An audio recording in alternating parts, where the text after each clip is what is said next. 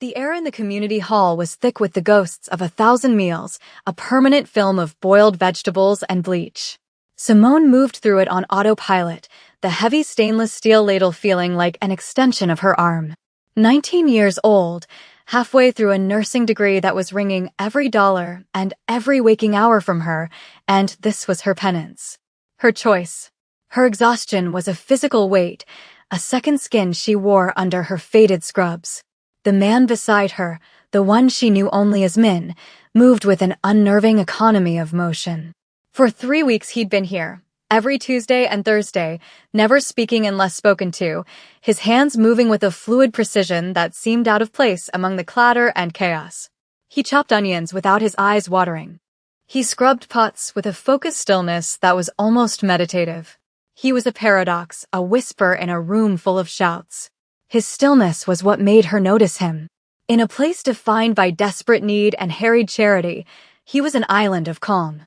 Today, he was on ladle duty with her, serving a thin, hopeful stew into an endless line of styrofoam bowls. She watched his hands. They were clean, the nails perfectly cared for, a stark contrast to the worn-out setting. They were not the hands of a man who needed to be here. "You're quiet today, Min," she said, her voice raspy from fatigue. She didn't need an answer. It was more for her own benefit, a way to puncture the monotonous rhythm of dip, pour, pass. He glanced at her, his dark eyes unreadable. A flicker of something, maybe surprise, crossed his features before being suppressed. There is little to say. His voice was low, a smooth baritone with an accent she couldn't quite place, clean and precise like the rest of him. She gave a short, humorless laugh, sloshing a bit of stew onto the counter. "Tell me about it."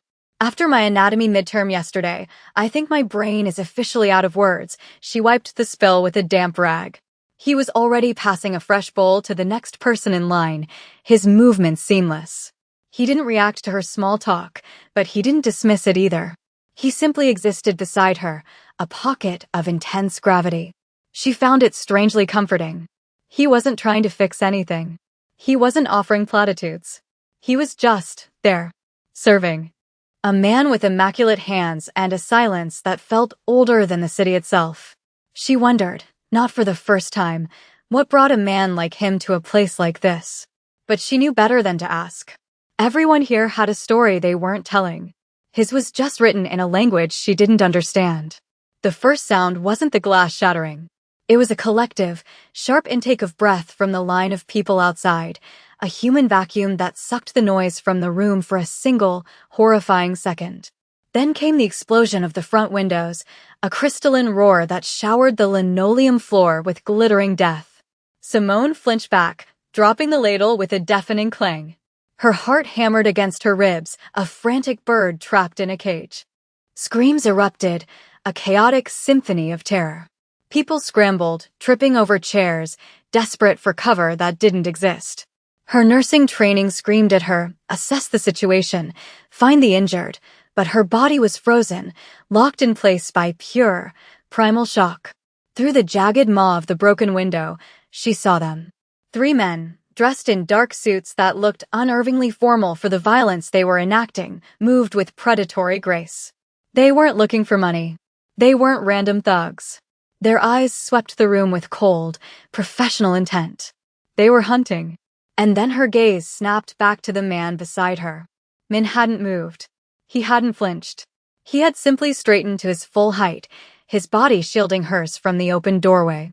The quiet volunteer was gone. In his place stood someone else entirely, his stillness no longer calm but coiled, a predator waiting for the precise moment to strike. He grabbed her arm. His grip was not painful, but it was absolute, an iron manacle she could never hope to break. "Stay behind me," he commanded, his voice the same low baritone, but now stripped of all warmth, leaving only chilled steel. The air crackled around him. The change was so instantaneous, so complete, it was like watching a mask drop to reveal a face of carved granite. The men saw him. A flash of recognition, of fear, crossed the lead attacker's face. He shouted something in Korean, a harsh, guttural sound. Min didn't reply. He simply moved. He pushed Simone behind the heavy steel serving counter, a solid wall between her and the unfolding nightmare. She hit the floor hard, the breath knocked from her lungs. The sounds were muffled now, wet and brutal. A sickening crunch of bone, a choked cry. She squeezed her eyes shut, her mind refusing to process the images her ears were creating. It was over in less than a minute. An impossible, terrifying minute. Then, silence descended again, heavier and more menacing than before. The only sound was the frantic pounding of her own blood in her ears and the soft, measured tread of footsteps approaching her hiding place. She held her breath, praying it was a ghost. A hand settled on her shoulder. She yelped, scrambling backward until she hit the cold metal of a cabinet. Min crouched in front of her, his face unreadable in the dim light. There was a small, dark splatter on his cheek, and she knew with a sickening certainty it wasn't Stu. He looked at her, his eyes searching her face, cataloging her terror. He seemed completely untouched by the violence he had just wrought. His breathing was even, his hands steady. It was the most frightening thing she had ever seen. He was a machine of perfect, deadly control. He was the most powerful man in the room, a Korean Mafia boss facing down his rivals, and she had been standing next to him serving soup.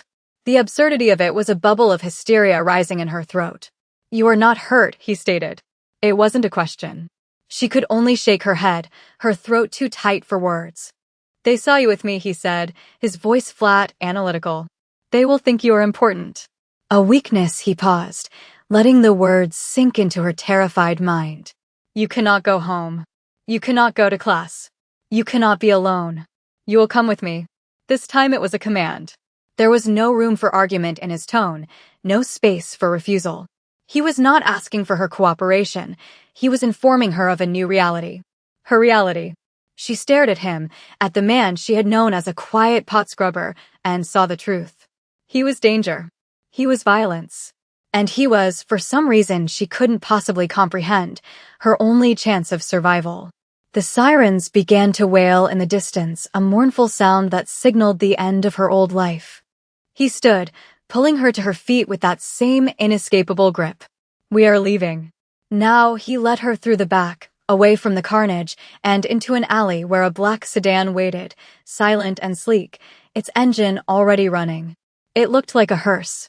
The car moved through the city like a phantom, the windows so darkly tinted that the world outside was just a blur of muted colors and distant lights. Simone sat pressed against the door, trying to make herself as small as possible, trying to create a universe of space between herself and the man in the passenger seat. Min, she couldn't think of him by any other name, had not spoken since they'd left the alley. He stared straight ahead, his profile a sharp, unforgiving line against the city's glow. She was a specimen in a jar, a problem he was transporting. The car smelled of expensive leather and something else, something metallic and clean, like antiseptic. The silence was a living thing, expanding to fill every inch of the space, pressing down on her until she felt like she couldn't breathe. She was a nursing student. She patched up scraped knees and took blood pressure. 20 minutes ago, her biggest problem was a failing grade in anatomy. Now, she was in a car with a man who moved like a dancer and fought like a demon, a man whose enemies had just shot up a soup kitchen. Her mind was a frantic scramble of questions, each one more terrifying than the last. Who was he? What did they want? What was going to happen to her? She risked a glance at him. He was utterly composed, his hands resting loosely in his lap. He was the eye of the storm, and she had been swept into his orbit. The car eventually turned off the main road, gliding through a set of imposing iron gates that opened without a sound. They drove up a long, winding driveway, the headlights cutting a swath through a forest of manicured trees. The house at the end was not a house. It was an estate, a monolith of glass and dark stone that seemed to absorb the moonlight rather than reflect it. It was cold, beautiful, and utterly soulless. It was a fortress. Inside, the silence was even more profound. The floors were polished black marble, the walls were stark white, adorned with single, expensive pieces of art that seemed more like specimens than decorations. A woman in a severe black dress appeared, bowed to Min, and then looked at Simone with professionally blank eyes. "Show her to the West Wing guest suite," Min said, his voice echoing slightly in the cavernous foyer. Get her anything she requires. The woman nodded once. Yes, Mr. Kwan. Kwan. So he had another name. A real name. The woman gestured for Simone to follow, and she did, her worn-out sneakers squeaking almost comically on the pristine floor. The suite was larger than her entire apartment. It had a sitting area, a bedroom with a king-size bed, and a bathroom that looked like it belonged in a luxury spa. A wall of glass looked out over a silent, perfectly landscaped garden. It was a beautiful prison. She stood in the middle of the room, her thin hoodie feeling utterly inadequate, her body trembling with delayed shock. She was safe, she supposed. But she had never felt more trapped in her life. This was the world of the Korean Mafia boss, a world of silent efficiency and sterile beauty, and she was an unwelcome, messy variable within it. He found her an hour later, standing by the glass wall, staring out at the darkness. She hadn't moved. She hadn't touched anything. She felt if she sat on the perfect white sofa, she would leave a permanent stain. He stood in the doorway, watching her for a long moment before he spoke. You have questions again, a statement, not a question. She turned slowly, wrapping her arms around herself. A few, she managed to say, her voice a thin thread. Who are you? Why were they trying to kill you? Why am I here? He walked into the room, his presence immediately shrinking the space. He stopped a respectful distance away, but his intensity was a physical force. My name is Kwon Min-jun, he said. And I am what you would call a businessman. My business has aggressive competitors. The euphemism was so blatant it was almost insulting. You're a gangster, she said, the word tasting like ash in her mouth. A mob boss. A flicker of something amusement? Respect passed through his eyes. A more direct term, yes. I am the head of the Golden Dragon Syndicate. The men who attacked the center were from a rival organization. They have been trying to disrupt my operations. They failed. And the soup kitchen? What was that? Part of your operations? The question was sharp, accusatory. No, he said, and for the first time, a hint of something unreadable, something almost pained, entered his voice. That was separate. It was for me, he didn't elaborate. They saw you. You spoke to me. You were familiar. In my world, familiarity is leverage. They will assume you are my property. To hurt you would be to hurt me. I brought you here to control that variable. You are here because you are safer as my prisoner than you are as a free woman. The cold logic of it was devastating. She wasn't a person to him. She was a variable. A strategic liability. The powerful Korean mafia boss had assessed the situation and moved his chess piece off the board. She was that piece. For a long time, Simone didn't say anything. She just stared at him, at his perfectly tailored suit, his impassive face, the dark splatter she could still imagine on his cheek. Fear was a cold, hard knot in her stomach, but underneath it, something else was stirring. A hot, defiant anger. I'm not your property, she said, her voice low but clear. I'm a nursing student. I have a life. You don't just get to take it. He met her gaze, his own unwavering. I already have. From Kwon Min-jun's perspective, the girl was an anomaly, a disruption to a system he had spent his entire adult life perfecting.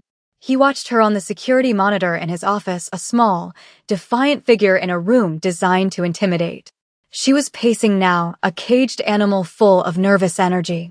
He had seen fear in her eyes at the soup kitchen, the raw, animal terror of a person confronting their own mortality. But here, in the cold, sterile safety of his home, that fear was being tempered by something else. Indignation. He was not accustomed to indignation. He was accustomed to fear, respect, greed, and hatred. Those were the currencies of his world. This girl, Simone, operated on a different economy entirely. He had watched her for 3 weeks at the community hall. He went there as a form of quiet penance, a ritual to honor a memory he kept locked away. He had expected to be invisible, another pair of hands. But she had seen him. She had spoken to him, not with the deference his own people showed him, or the fear his enemies did, but with a casual, weary camaraderie. She had complained about her anatomy midterm. She had treated him as if he were simply a man. An equal. The concept was so foreign it was almost jarring. Now, she was a complication he could not eliminate. His enemies, the tigers, were clumsy but persistent. They operated on brute force and saw weakness everywhere. They would have noted her easy manner with him. They would have already been digging into her life, her schedule, her family. Leaving her to fend for herself would have been a death sentence, and for a reason he could not yet articulate, that was an unacceptable outcome. It was a strategic miscalculation on his part, allowing himself to be seen in such a public, vulnerable setting. But the cost of that miscalculation was now her life, and that debt fell to him to manage. He zoomed the camera in on her face. She had stopped pacing and was looking at her reflection in the dark glass of the window. He saw the exhaustion there, the fear, but also a core of resilience that fascinated him. She was not broken. She was angry. He was the undisputed Korean Mafia boss of this city, a man who could make fortunes disappear and people vanish with a single phone call, and this 19-year-old girl with worn-out shoes and a stubborn chin was looking at his world and finding it wanting. A strange, unfamiliar feeling settled in his chest. It was not pity. It was a quiet, unnerving sense of wonder. The first few days passed in a haze of luxurious monotony. Simone woke up in a bed softer than a cloud, ate food prepared by a silent chef that tasted like nothing she had ever experienced, and wandered the cavernous, empty rooms of the mansion. Minjun, she was trying to think of him that way now, was a ghost. He would be gone when she woke up, and she would only see him at dinner, a formal, silent affair at a dining table that could have seated 20. They would eat, the only sounds the clinking of silverware on porcelain. He would watch her, his expression unreadable. She would focus on her plate, trying to ignore the weight of his gaze. It was a strange, suffocating domesticity.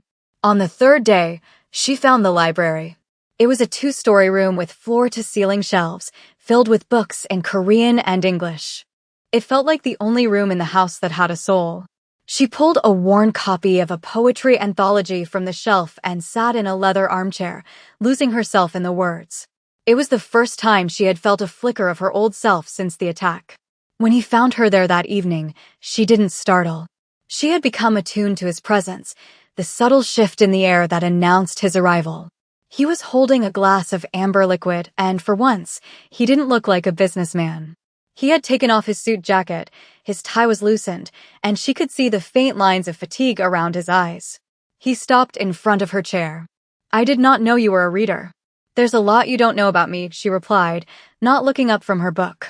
He was silent for a moment. "That is true." He walked over to a wet bar in the corner of the room, and she heard the clink of glass. He returned and set a glass of water on the small table beside her. It was a simple gesture, but it felt monumental. An acknowledgement. An offering. She looked up at him then, really looked at him. She noticed the threads of silver at his temples, the faint scar that cut through his left eyebrow. He was not a monster. He was a man. A very dangerous, very complicated man. He sat in the armchair opposite her, the vast room shrinking to the space between them. The silence returned, but this time, it felt different. Less like a void and more like a shared space. A fragile truce. She noticed a thin, clean cut on the back of his hand, beaded with a tiny drop of blood. It was probably nothing, a paper cut from the world of his business. But the nurse in her, the part of her that was hardwired to fix and to heal, took over. "You're bleeding," she said, her voice soft. Before she could stop herself, she reached out, taking his hand in hers. His skin was warm. He froze, his entire body going rigid at her touch. She ignored it, turning his hand over to inspect the cut. It was minor, but it was a flaw in his perfect, controlled facade. She pulled a tissue from her pocket, pressing it gently against the cut. His eyes were fixed on her face, his expression one of utter, profound shock. He looked at her as if she had just performed a miracle. In his world of violence and transactions, this simple, unasked-for act of care was something he had forgotten could exist. The attack came without warning, just after midnight. A series of muffled thuds from the perimeter of the property, followed by the shattering of glass in a distant part of the house. This time, Simone wasn't frozen. Adrenaline, sharp and cold, flooded her system. The truce was over. The real world had found them. Minjun was in her room before she could even process the sounds. He wasn't wearing a suit. He was dressed in black tactical gear, a pistol held with casual familiarity in his hand. The transformation was absolute. The quiet man from the library was gone, replaced by the lethal predator from the soup kitchen. "Stay here. Do not leave this room," he ordered, his voice a low growl. He was about to leave when a volley of automatic gunfire ripped through the hallway outside, splintering the heavy oak door. He cursed, a sharp, violent word in Korean, and shoved her toward the ensuite bathroom. "In here. Get in the tub." "Lie down," she didn't argue. She scrambled into the large porcelain tub, curling into a ball, her heart trying to beat its way out of her chest. He barricaded the bathroom door with a heavy marble vanity chair and then stood beside it, a silent sentinel in the dark. The sounds of the fight were terrifyingly close now. Shouts, gunfire, the sickening thud of bodies hitting the floor. Through it all, Minjun was a rock of terrifying calm. He was breathing slowly, listening, calculating. He was in his element. This was his business. And she was right in the middle of it. A burst of gunfire stitched a line of holes across the bathroom door, sending shards of wood flying. He didn't even flinch. He was waiting. For what, she didn't know. The silence that followed was more terrifying than the noise. Then, a soft click from the door handle. He moved, a blur of motion in the darkness, and the world outside the door erupted in a final, terrible symphony of violence that ended with a heavy, final thud. The silence that followed was absolute. It pressed in on her, thick and suffocating. She could hear her own ragged breaths, the frantic, panicked rhythm of a trapped animal. 20 minutes passed, then 30. She stayed curled in the tub, every muscle screaming with tension. The door creaked open. It wasn't him. It was a man she didn't recognize, his face obscured by a ski mask, a long, wicked-looking knife in his hand. A scream died in her throat. He saw her, a slow, cruel smile spreading beneath the mask. This was it. This was how it ended. But before he could take a single step, Minjun was there, appearing from the shadows of the bedroom like an avenging ghost. He moved with a speed that wasn't human. The fight was silent, brutal, and mercifully short. When it was over, Minjun was standing over the body of the intruder, his chest rising and falling heavily. He turned to her, and in the dim moonlight filtering through the shattered window, she saw him. Not the cold, controlled Mafia boss. Not the efficient killer. His face was a mask of raw, unfiltered terror. A terror that was not for himself, but for her. He stumbled toward her, falling to his knees beside the tub.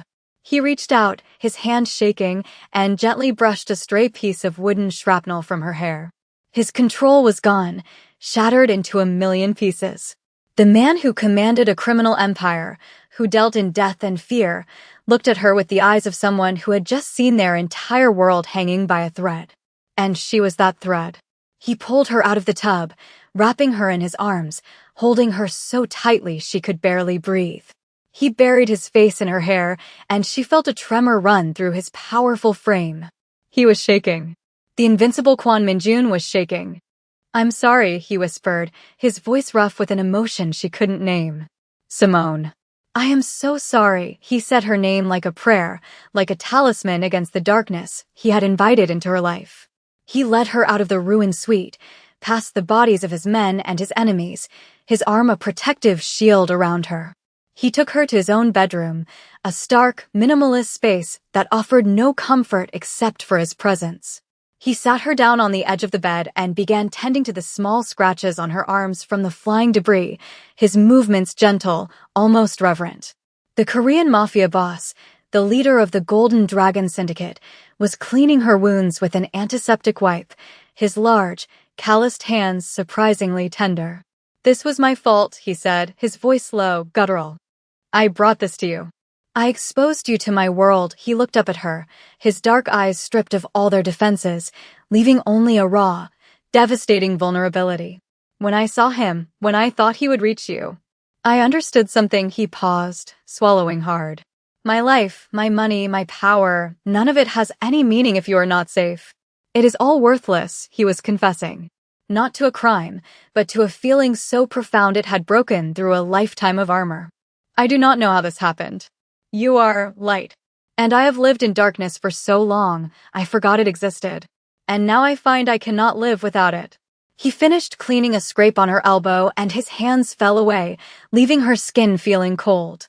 He looked down at his own hands, as if seeing them for the first time.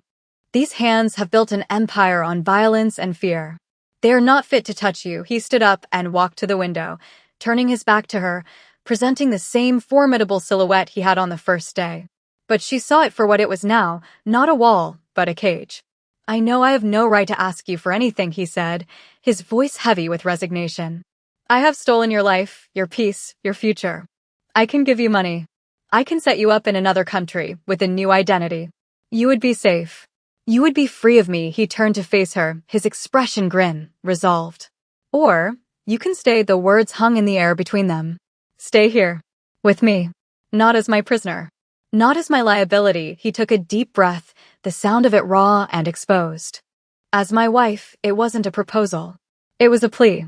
A desperate, hopeless bargain from a man who had never had to bargain for anything in his life. I cannot offer you peace. I cannot offer you a normal life. I can only offer you all that I am. All my protection. All my devotion. My entire world, dark as it is, will be yours to command. I love you, Simone. The declaration was quiet, devastating in its sincerity. It was the truth, laid bare at her feet, bloody and complicated and terrifyingly real. He was offering her a crown, but it was forged in fire and worn in a kingdom of shadows. He was the most powerful Korean mafia boss in the city, and he was offering to kneel. All she had to do was decide if she was brave enough or foolish enough to accept.